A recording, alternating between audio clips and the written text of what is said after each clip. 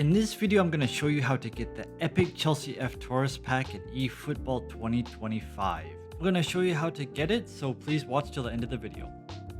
Now, Konami has announced this for Japan users only. You can check what country you're currently registered in by opening up your game, go to user information, go to user personal information, and you'll see the country region that you're registered in. Now you cannot change this after you have made it, so you need to make a new account and register it within Japan.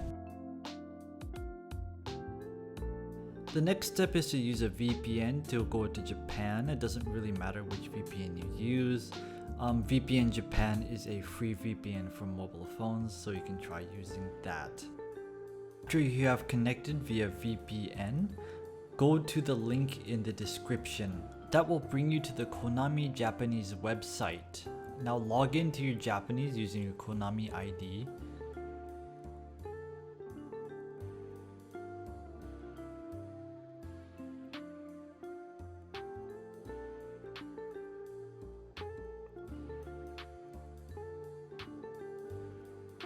And after you have logged in, you will see this page where you can buy it. Congratulations, you have got it.